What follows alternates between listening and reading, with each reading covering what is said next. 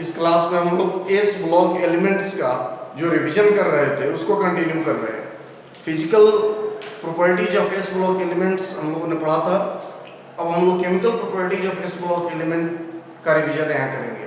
देखो इस सीरीज में हमने लिखा है S block elements revision.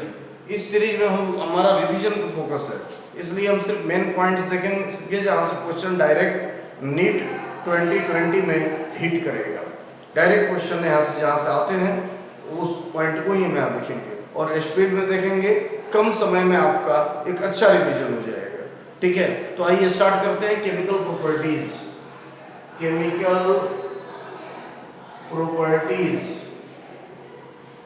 Of S block elements. ठीक है, chemical properties of S block element. S block में भी हम लोग आज अल्कली मेटल्स देख रहे हैं। अल्कली मेटल्स की केमिकल प्रॉपर्टीज का रिवीजन हम करने जा रहे हैं। पहला इसका रिड्यूसिंग प्रॉपर्टी, रिड्यूसिंग प्रॉपर्टी,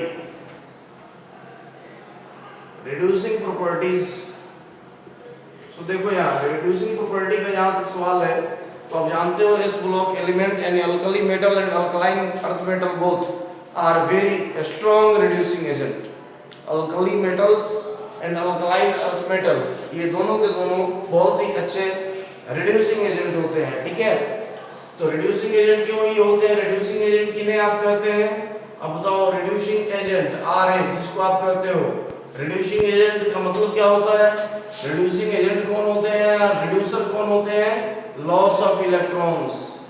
जो इलेक्ट्रॉन का लॉस करें वो अच्छे रिड्यूसर कहलाते हैं। हम लोग जानते हैं कि ग्रुप 1 एलिमेंट या ग्रुप 1A एलिमेंट जिनको आप कहते हो अल्कली मेटल एलिमेंट्स, जिसे आप कहते हैं अल्कली मेटल, ये अच्छे रिड्यूसर होते हैं। Alkali metals they are strong reducer, क्योंकि यहाँ लिथियम है, सोडियम, पोटासियम, रुबिडियम, सीसियम। यहाँ लिथियम हम लोग जानते हैं आसानी से ये एक इलेक्ट्रॉन का लॉस करता है। सोडियम भी, पोटासियम भी, यहाँ रुबिडियम और caesium, they all easily lost their outermost electron or valence electron. That's why they act as very strong reducing agent. लेकिन जो इनकी रिड्यूसिंग प्रॉपर्टी होती है, इनका जो रिड्यूसिंग कैरेक्टर होता है, किस चीज पे डिपेंड करता है? सो देखो यहाँ reducing strength, strength of reducing agent, strength of reducing agent depend करता है, बात याद रखना, डायरेक्टली प्रोपोर्शनल होता है रेडियस ऑफ कैटायन के। रेडियस ऑफ कैटायन का डायरेक्टली प्रोपोर्शनल होता है, आयोनाइजेशन एनर्जी के इनवर्सली प्रोपोर्शनल होता है। ठीक है, देख लो। मेटेलिक कैरेक्टर के डायरेक्टली प्रोपोर्शनल होता है, मेटेलिक कैरेक्टर के डायरेक्टली प्रोपोर्शनल होता है। ठीक है, क्लियर हो गया?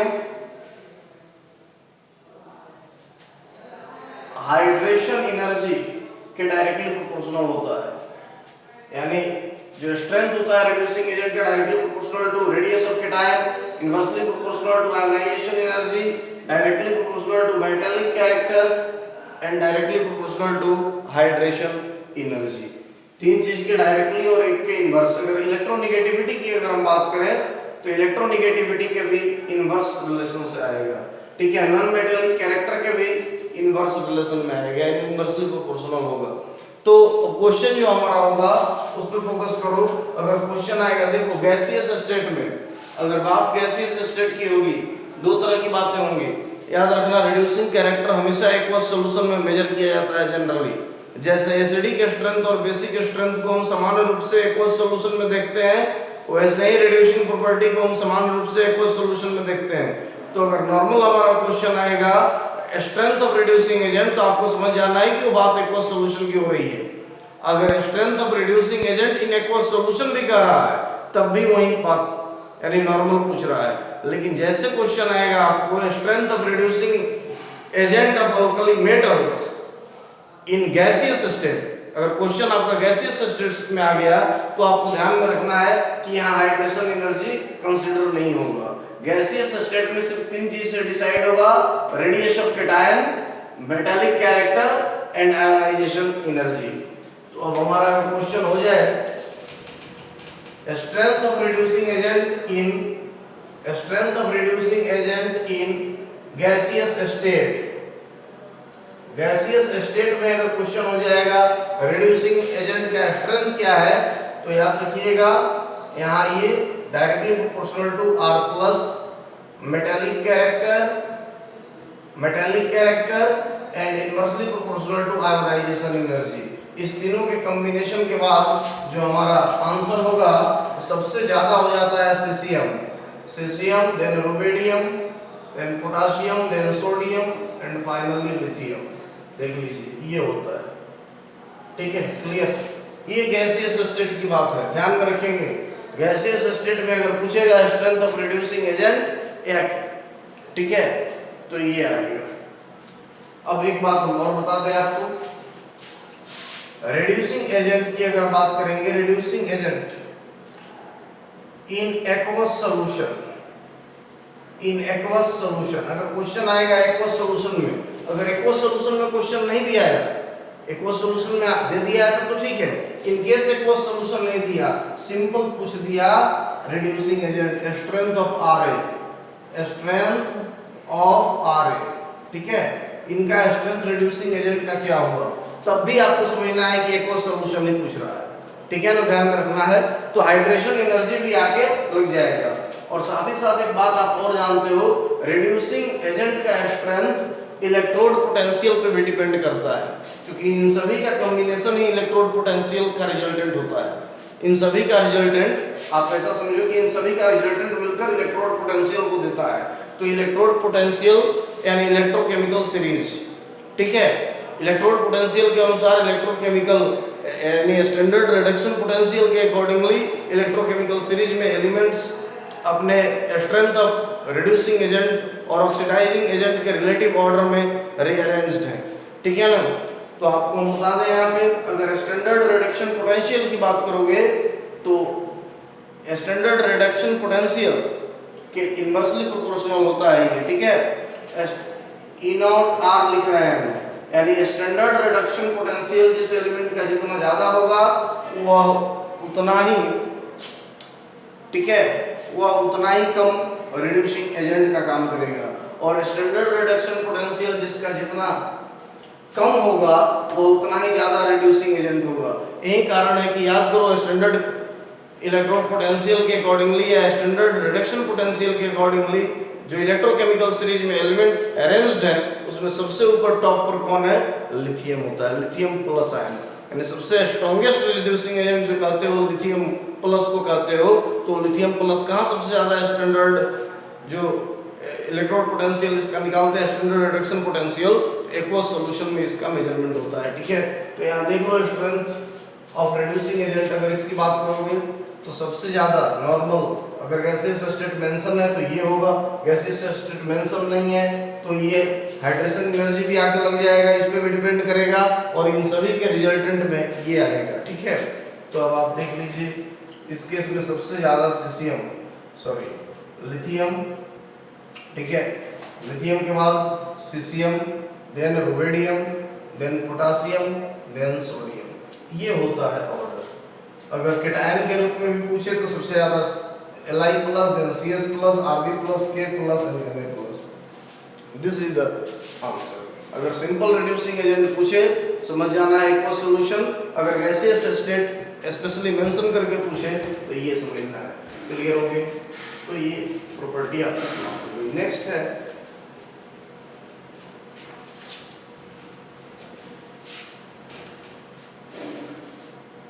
Reactivity towards water. Next chemical property है रिएक्टिविटी टुवर्ड्स वाटर।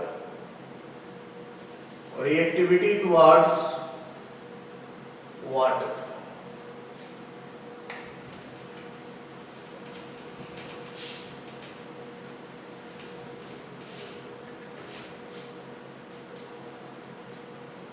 देखो सभी के सभी जो मेटल्स होते हैं, अल्कली मेटल्स होते हैं, वाटर से रिएक्ट करके, देखो यहाँ सभी के सभी अल्कली मेटल्स वाटर के साथ रिएक्ट करके यहाँ मेटल हाइड्रोक्साइड बनाते हैं। क्या बनाते हैं? मेटल हाइड्रोक्साइड बनाते हैं और H2 गैस को यहाँ रिलीज करते हैं, हाइड्रोजन गैस यहाँ से रिलीज होता है। बात समझ में आ गया? सभी के सभी अल्कली मेटल्स, ठीक है, मेटल के साथ रिएक्ट करके यहाँ पे क्या करते हैं, आपको देख लो, सभी अल्कली मेटल्स मेटल के साथ रिएक्ट करके, सभी अल्कली मेटल्स वाटर के साथ रिएक्ट करके क्या बनाते हैं? मेटल हाइड्रोक्साइड बनाते हैं और H2 गैस यहाँ से क्या होता है, आपको रिलीज होता है। बात समझ में आ गया? देख लीजिए, जनरल रिएक्शन आपको ऐसे ही चलता है। क्लियर? अगर आप बैलेंस करना चाहते हैं तो कर सकते हैं, उसके लिए कोई बात नहीं है, ठीक है, आप ऐसे लिख लीजिए। क्लियर? अब देख लीजिए, आपका बैलेंस हो जाएगा, ठीक है, कोई दिक्कत नहीं। लेकिन यहाँ बैलेंस करना पर्पस नहीं है हमारा, हमें मतलब है इसकी रिएक्टिविटी और उससे रिलेटेड ऑर्डर को पढ़ना, ठीक है। अब देखो, lithium, sodium, potassium, rubidium, caesium, M की जगह पर क्या होगा? ये सभी हैं, lithium, sodium, potassium, rubidium, caesium, ठीक है। फ्रांसियम हम नहीं ले रहे हैं क्योंकि वो नॉर्मल एलिमेंट नहीं है, रेडियो एक्टिव होता है। अब देखिए, किसी एक को आप ले लीजिए, जैसे ऊपर से नीचे अगर आप आइएगा, पहले बात समझ लीजिए, रिएक्टिविटी टुवर्ड्स H2, ऊपर से नीचे ये बढ़ता है। रिएक्टिविटी टुवर्ड्स H2 सबसे ज्यादा किसका होगा? सीसियम का होगा, ठीक है, सबसे ज्यादा रिएक्टिव सीसियम और सबसे पैसिव रिएक्टिव अगर होगा तो लिथियम होगा। क्लियर हो गया? अब आप देख लीजिए, जैसे एग्जांपल के तौर पे अगर आपको रिएक्ट करना हो सोडियम को, तो क्या आप लिखिएगा यहाँ इसके अकॉर्डिंगली ये आप लिख लेंगे सोडियम हाइड्रोक्साइड प्लस H2, देख लीजिए सीधा, ठीक है, डाई हाइड्रोजन गैस यहाँ से रिलीज होता है। इसी तरह सभी के सभी रिएक्टिव होंगे। अब देखो, बनने वाला जो कंपाउंड है वो कंपाउंड कौन सा है? Metal hydroxide. अब देखो यहाँ पे ऊपर से जब नीचे आप आओगे तो यहाँ लिथियम हाइड्रोक्साइड, सोडियम हाइड्रोक्साइड, ठीक है, potassium hydroxide, rubidium hydroxide and caesium hydroxide, ऊपर से नीचे। देखो इसमें क्या, इसको अगर आप ब्रेक करेंगे तो ये लिथियम प्लस में और हाइड्रोक्साइड है, इसको अगर आप ब्रेक करेंगे तो सीसियम प्लस और हाइड्रोक्साइड है। देखो हाइड्रोक्साइड आयन कॉमन है, मेटल के टाइम वेरी कर रहे हैं लिथियम प्लस से लेकर सीसियम प्लस तक। आप जानते हैं रेडियस के बारे में, अगर यहाँ लिथियम हो और यहाँ सीसियम प्लस है और यहाँ Li प्लस है, ऊपर से नीचे इसका रेडियस क्या होता है? रेडियस ऑफ केटायन बढ़ता है। तो इसका कैरेक्टरिस्टिक देखिएगा, अगर इसकी बात कीजिएगा तो हम देखिए, आपको मैं इसके बारे में बता देना चाहते हैं, ये इंपॉर्टेंट है जो हम बताने जा रहे हैं, ठीक है। ऊपर से नीचे आओगे तो आप जानते हो कि metal, all the metal, alkali metal and alkaline earth metal hydroxide, all the alkali metal and alkaline earth metal hydroxides are basic in nature। Basic solutions ये होते हैं, इनको एक्वस सॉल्यूशन में आप डालेंगे तो हाइड्रोक्साइड आयन को ये रिलीज करते हैं। तो हाइड्रोक्साइड आयन को रिलीज करते हैं, इसीलिए अरहेनियस बेस कहलाते हैं। ये अरहेनियस के डिफिनेशन के अनुसार ये बेस होते हैं, ठीक है। हमने एसिड बेस में इसको डिटेल बताया है, बहुत बार इसको बॉन्डिंग में भी हमने बताया है वहां पे। तो ऊपर से जब नीचे आप आओगे यहाँ पे तो देखो बेसिक स्ट्रेंथ बढ़ेगा, बेसिक स्ट्रेंथ इसका बढ़ता है। ऊपर से ही नीचे आइएगा आप तो आयोनिक कैरेक्टर बढ़ता है, याद कर लीजिए। आयोनिक कैरेक्टर क्यों बढ़ेगा ऊपर से नीचे? क्योंकि रेडियस ऑफ केटायन बढ़ रहा है, आयोनिक कैरेक्टर ऊपर से नीचे बढ़ेगा, तो नीचे से ऊपर इसका कोवैलेंट कैरेक्टर बढ़ेगा। यानी सबसे ज्यादा आयोनिक होगा सीसियम हाइड्रोक्साइड और सबसे कम आयोनिक होगा लिथियम हाइड्रोक्साइड। वैसे ही सबसे ज्यादा कोवैलेंट होगा लिथियम हाइड्रोक्साइड और सबसे कम कोवैलेंट होगा सीसियम हाइड्रोक्साइड। क्लियर हो गया? ऊपर से नीचे आप आएंगे तो सॉल्युबिलिटी इन एक्वस सॉल्यूशन, इनकी सॉल्युबिलिटी एक्वस सॉल्यूशन में ऊपर से नीचे आने पे बढ़ती है। क्लियर हो गया? ऊपर से ही नीचे आओगे तो देखो इसका थर्मल स्टेबिलिटी बढ़ता है, थर्मल स्टेबिलिटी ऊपर से नीचे इसका बढ़ेगा। थर्मल स्टेबिलिटी यानी रेजिस्टेंस टुवर्ड्स हीट, ध्यान में रखना है, ये सब ऑर्डर पूछा जाता है, ठीक है। नीचे से ऊपर आप जाएंगे तो इसका हाइड्रेशन एनर्जी बढ़ता है, क्योंकि हाइड्रेशन एनर्जी के बारे में आप जानते हैं inversely proportional to radius of cation. वैसे ही इस केस में लैटिस एनर्जी भी नीचे से ऊपर इसका बढ़ेगा, क्योंकि इसके बारे में भी आप जानते हैं inversely proportional to radius of cation. तो इतनी बातों का ध्यान में रखना है, ये सारी चीजें पूछी जाती है। ठीक है, क्लियर हो गया?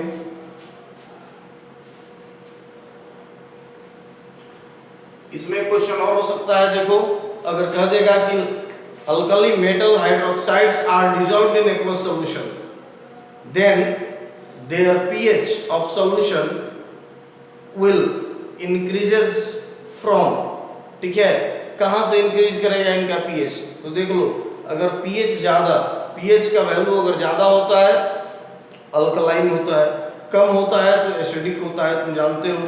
तो ऊपर से नीचे आओगे तो इनका पीएच का वैल्यू देखो, पीएच का वैल्यू की अगर बात करो, ठीक है, तो पीएच का वैल्यू देख लो आप, सीधी बात, ऊपर से नीचे क्या होगा, बढ़ेगा। क्लियर? इनके सॉल्यूशन में पीएच का वैल्यू एक और सॉल्यूशन में ऊपर से नीचे बढ़ेगा, तो पीएच का वैल्यू अगर बढ़ेगा तो इनका बेसिक स्ट्रेंथ बढ़ता है। पीओएच, पीओएच जानते हो पीएच के उल्टा होता है, हमने बताया है आपको, ऑब्जेक्टिव में ऐसे ही करना है, नीचे से ऊपर जाएगा तो पीओएच का वैल्यू बढ़ेगा। क्लियर हो? लेकिन कंसंट्रेशन ऑफ अगर हाइड्रोक्साइड आयन की बात हो जाए तो concentration of hydroxide ion in their aqueous solution ऊपर से नीचे बढ़ेगा। Concentration of hydroxide ion in their aqueous solution from lithium hydroxide to caesium hydroxide, ये बढ़ेगा। ये क्वेश्चन होता है, ये और क्वेश्चन है नीट के लिए, ध्यान में रखना है। क्लियर हो गया? तो एक क्वेश्चन से एक इतने अल्कली मेटल हाइड्रोक्साइड से इतने तरह के क्वेश्चन आपको पूछे जा सकते हैं। क्लियर हो गया?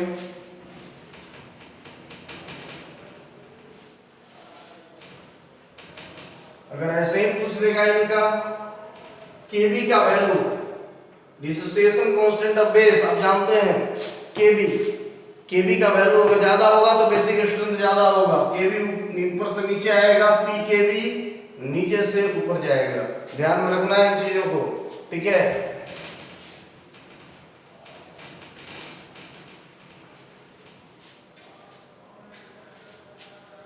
नेक्स्ट है reactivity towards oxygen.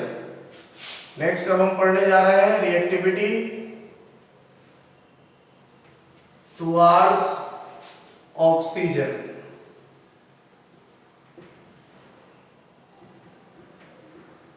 Reactivity towards oxygen देखो, लिथियम से लेकर सीसियम तक, lithium, sodium, potassium, rubidium, caesium, ये अलग अलग ऑक्साइड बनाते हैं।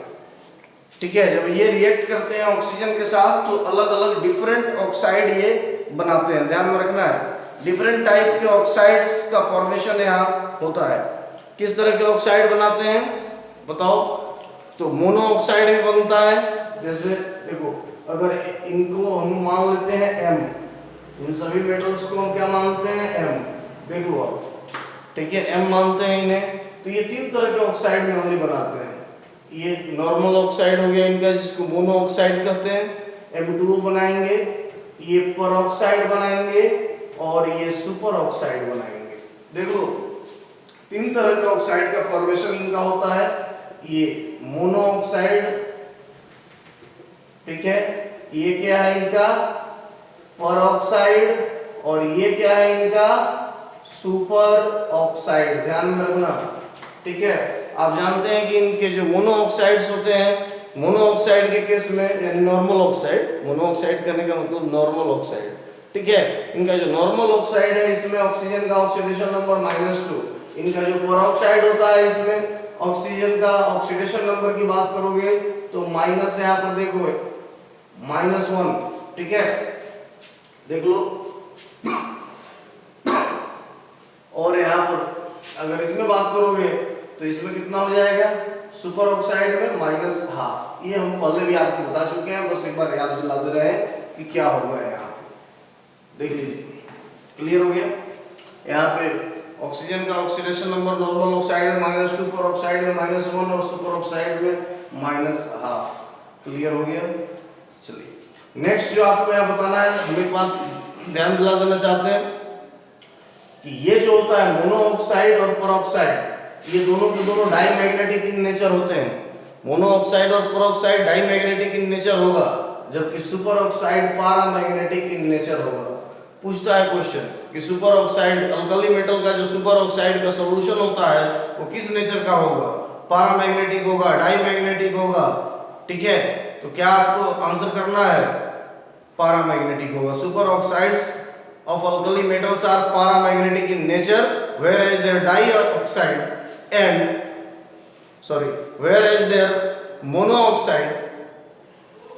and peroxides are dimagnetic in nature।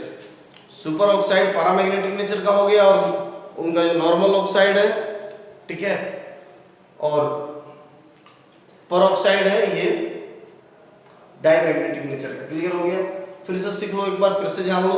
Super oxide paramagnetic nature का होता है, जबकि इनका नॉर्मल ऑक्साइड और पेरोक्साइड डाईमैग्नेटिक नेचर का होता है। रीजन वेरी क्लियर है। इसमें ऑड इलेक्ट्रॉन, देखो ये ऑड इलेक्ट्रॉन मॉलिक्यूल होता है, जो MO2 होगा यानी सुपर ऑक्साइड, ये ऑड इलेक्ट्रॉन मॉलिक्यूल होगा। इसमें ऑड इलेक्ट्रॉन बॉन्ड भी होता है। इसमें कौन सा बॉन्ड होता है, ऑड इलेक्ट्रॉन बॉन्ड। अगर इसमें पूछ देगा, देखो यहाँ पे ये अगर पूछ देगा आपको, देखो यहाँ ऑक्सीजन का ऑक्सीडेशन नंबर जो चार्ज है एक ऑक्सीजन के ऊपर कितना है, -1/2 है, ठीक है। एक ऑक्सीजन के ऊपर कितना चार्ज है, -1/2 है। क्लियर? एक ऑक्सीजन के ऊपर, ठीक है, क्लियर। 2 ऑक्सीजन के ऊपर -1 होता है टोटल, तो एक के ऊपर कितना होता है, -1/2 होता है। तो ये ऑड इलेक्ट्रॉन बॉन्ड होता है, एक बॉन्ड पूरा होता है और एक बॉन्ड हाफ होता है, ठीक है। ऑड इलेक्ट्रॉन बॉन्ड यहाँ पे होता है। क्लियर? इसमें कोई दिक्कत नहीं है आपको? क्लियर हो गया? चलिए अब क्वेश्चन ये है कि कौन क्या बनाता है। तो याद रखिएगा, लिथियम, सभी के सभी लिथियम से लेकर सीसियम तक नॉर्मल ऑक्साइड बनाते हैं।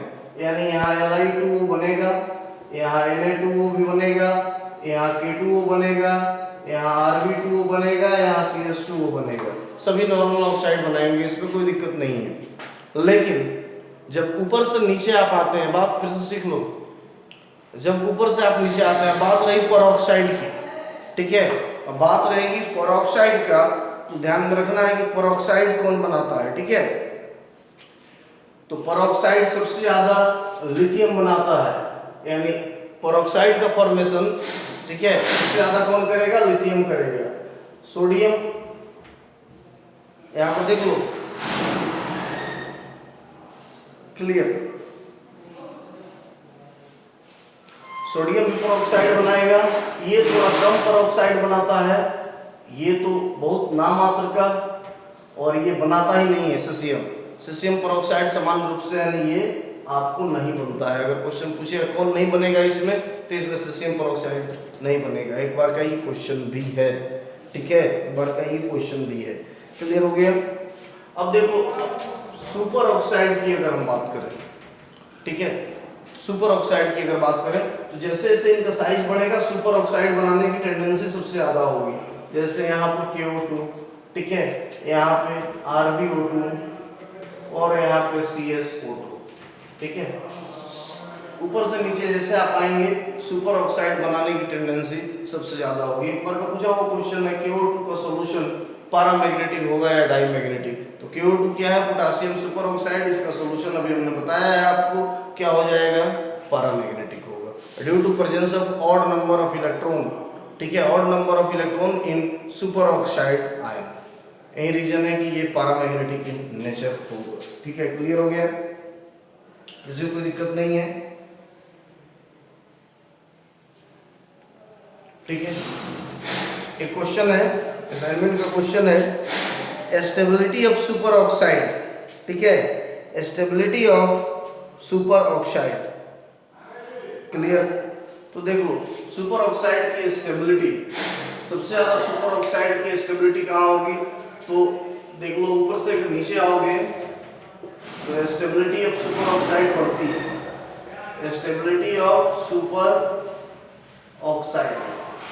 ऊपर से नीचे आप आएंगे तो सुपर ऑक्साइड की स्टेबिलिटी बढ़ेगी, ठीक है। क्लियर हो गया? देख लीजिए,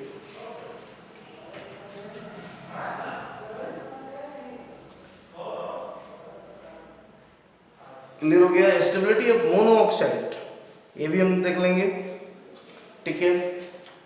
अब देखो, अब stability of super oxide, stability of peroxide की अगर बात हो तो जरा स्टेबिलिटी पेरोक्साइड का देख लो। स्टेबिलिटी ऑफ पेरोक्साइड, एक बार क्वेश्चन पूछा था, क्वेश्चन में जो ऑप्शन था वो बता दे रहे हैं, सोडियम का था, sodium, potassium, rubidium and caesium, 4 option था। तो Na2O, उसके बाद K2O2, Na2O2, K2O2, देन होगा Rb2O2 एंड CS2O2। सबसे ज्यादा टेंडेंसी अगर पेरोक्साइड बनाने की, अगर क्वेश्चन आपको पूछ दिया कि सबसे ज्यादा अगर पेरोक्साइड बनाने की टेंडेंसी इनमें से किसकी है, sodium, potassium, rubidium and caesium में, तो सबसे ज्यादा सोडियम की। अब क्या आंसर करेंगे, सबसे ज्यादा सोडियम। क्लियर हो गया। अब मोनो ऑक्साइड की स्टेबिलिटी अगर पूछ दे तो सबसे ज्यादा मोनो ऑक्साइड कौन स्टेबल होगा, ये स्टेबल होगा। Stability of mono oxide, stability of mono oxide सबसे ज्यादा Li2, क्लियर, सबसे कम CS2। कोई दिक्कत है, नहीं होना चाहिए। ये क्वेश्चन बेस्ड हम डिस्कशन कर रहे हैं, जहां जहां से क्वेश्चन आता है उसका डिस्कशन यहाँ हो रहा है। क्लियर हो गया।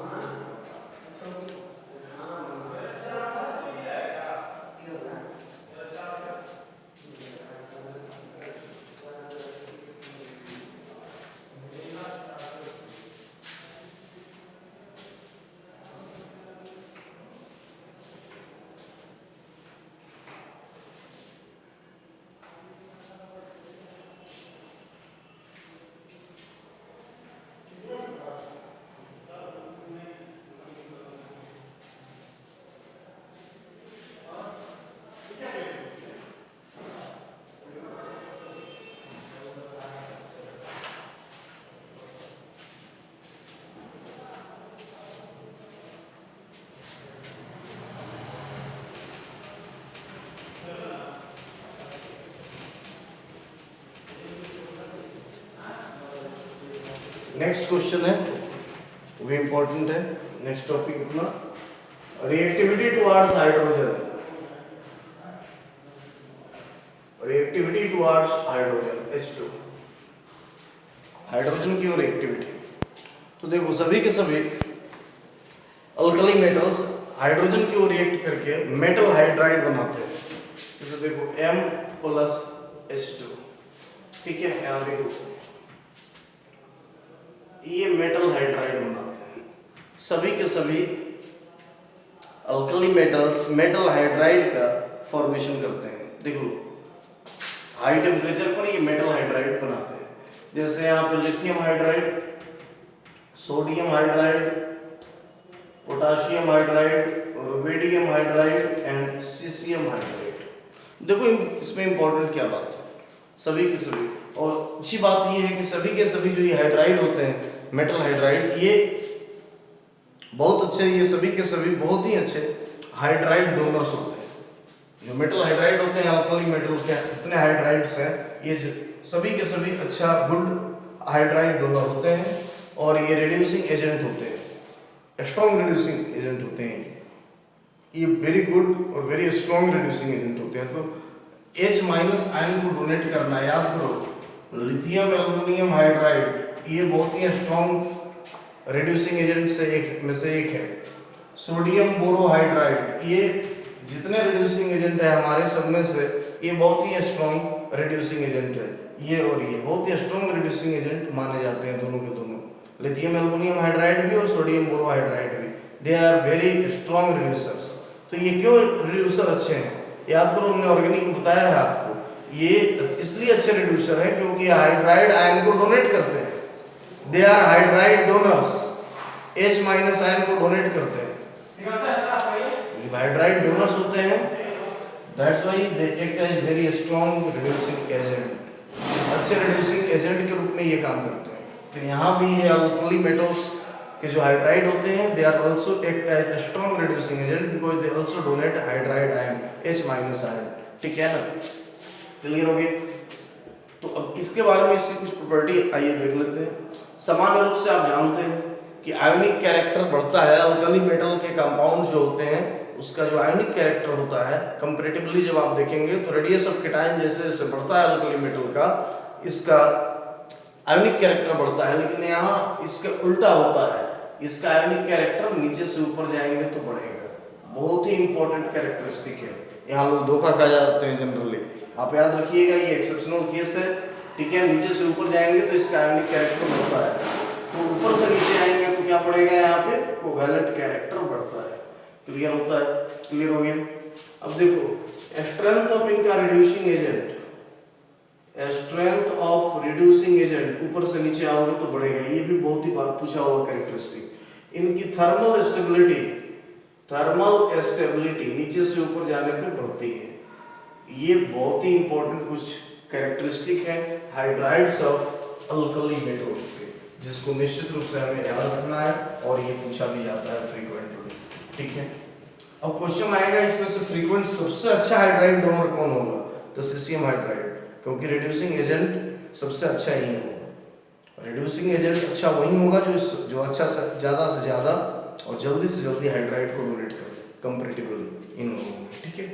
बात समझ में आई या नहीं, क्लियर हो गई।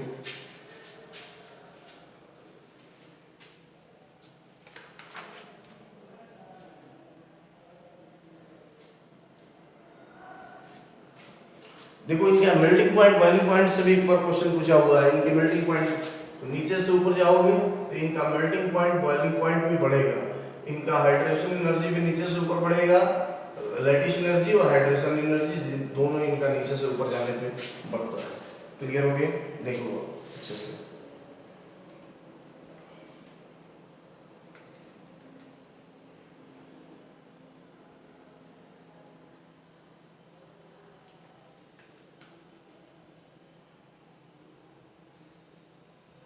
क्लियर हो गया।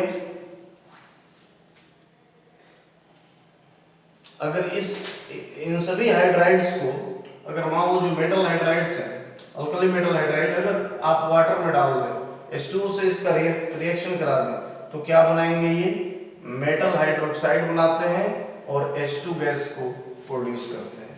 ये वाटर से रिएक्ट करके मेटल हाइड्रोक्साइड बनाएंगे और H2 गैस को प्रोड्यूस करेंगे। ऐसे ही अगर ये सभी अल्कली मेटल हाइड्राइड्स, अगर मान लो जो एसिडिक हाइड्रोजन कंटेनिंग कंपाउंड से अगर रिएक्ट कर जाए, ध्यान में रखना इन रिएक्शंस को, ये पूछता है अगर एसिडिक हाइड्रोजन कंटेनिंग कंपाउंड कौन कौन से हो सकते हैं, अल्कोहल जहाँ एसिडिक हाइड्रोजन है, कार्बोक्सिलिक एसिड है जहाँ एसिडिक हाइड्रोजन है, और कहाँ हो सकता है आपका, जरा आप सोचें कहाँ कहाँ एसिड होता है, कहाँ कहाँ मैंने आपको बताया है, फिनॉल से भी रिएक्ट कर सकते हैं, वहां भी आपके पास एसिडिक हाइड्रोजन है, ठीक है। तो ये क्या अल्काइन से रिएक्ट कर सकते हैं, अल्काइन में भी जो sp कार्बन होता है उससे अटैच जो हाइड्रोजन है, अल्काइन में टर्मिनल जो हाइड्रोजन एटम है sp कार्बन